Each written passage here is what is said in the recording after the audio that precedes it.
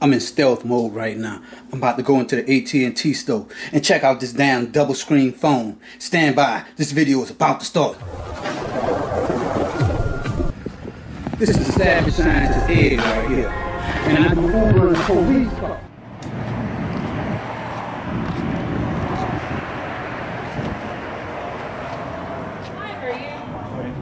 She already took care. Alrighty then. Thanks. Just making sure. Alright. Remember you signed in as well? She's with. Okay, just making sure. Okay, sure. This is the savage scientist Ed. Looking at the ZTE Axon Axon M 64 gig dual screen smartphone. I snuck into the AT&T store to record this phone specifically on I don't even remember what day this was, but this was sometime in 2017, late 2017. I was experimenting with this phone. I really wanted to see what features it has and how the dialing app work. You're looking right now at me typing in some numbers on the dialing app.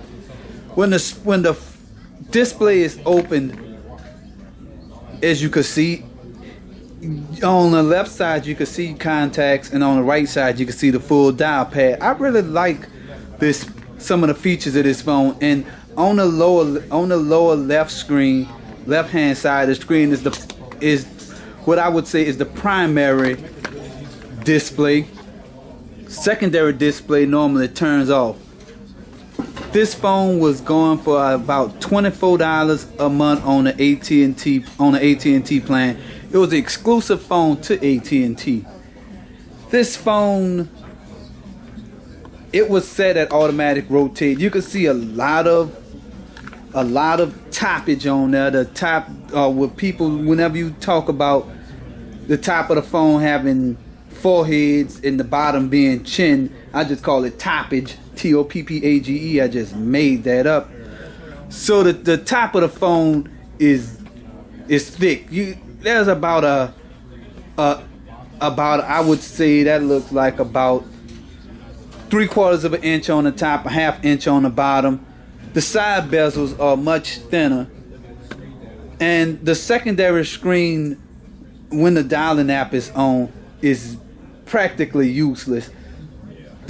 Whenever there's an app running on the phone, it'll automatically decide the best display mode to go in. As you can see right here, it's automatically extending the display to extending the main display to the second screen.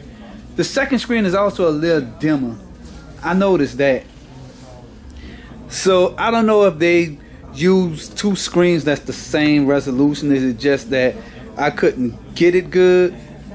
But this is not a terrible 0F phone.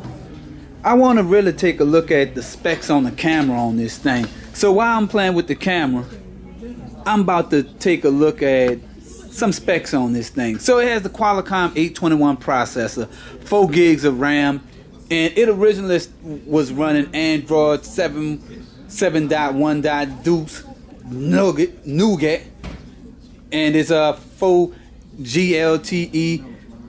It has a 5.2-inch TFT screen, and those two screens could be extended into a 16:9 ratio.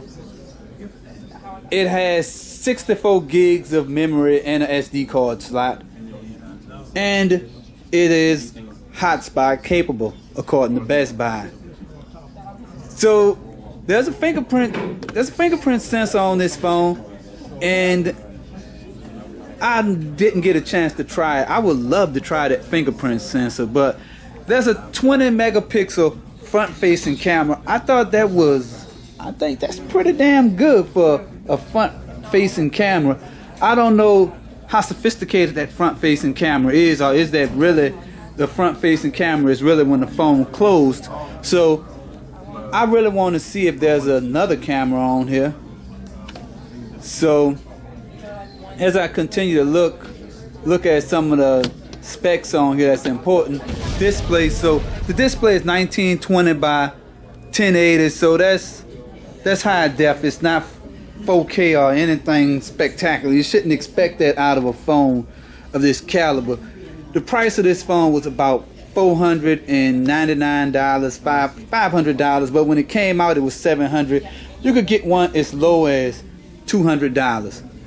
This phone has it is a GSM phone, so you should be able to use this on AT&T, T-Mobile, or any of those carriers that uses SIM cards.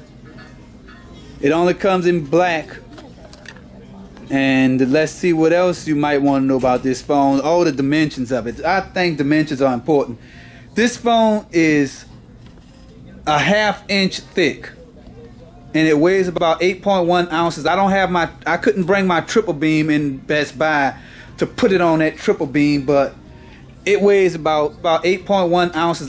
It's about 6 inches high, 5.9 inches high. The width of the single, whenever it's closed and compact, is about 2.8 inches across. This phone, it has good things and bad things about it. For one thing, and now you can see that width of the phone, that size. The thing, I really like how it looks when it's closed. It's a pretty neat looking phone. And on the outside, I don't know if that's there's another display on the outside, or is that the front? Yeah, that. So when the phone is closed, it look like the back display goes around to the back. So it looked like this phone wrapped the display around each other in this clamshell style design. All right. I haven't seen anything like this, and when the phone is, it's hard to figure out which way this thing closed. I was struggling with trying to close this thing. So the phone closes in, so you'll have a display on the front and a display on the back. So yeah, that's it with this device. And I couldn't really get my hands on it to test it out, and it's a very small 2 screens. All right, thanks. So it's not a horrible phone, but let's keep in mind that there's only one camera on this phone by what I see, and that's it. I'm comparing the size of this phone to all the phones that were in the store. That's the LG. Is that the G7?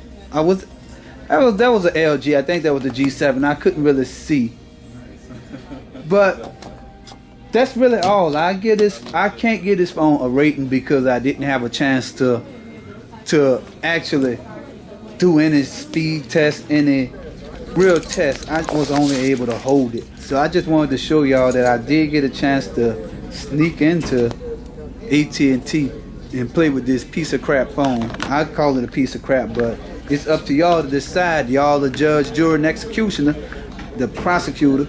So y'all get to make a decision on that, because I am acquitting this phone because I can't find information to say that it's a piece of crap or it's great. So till I make my next video, this is Savage Scientist Ed. Subscribe to my channel. Peace out. This is pretty neat.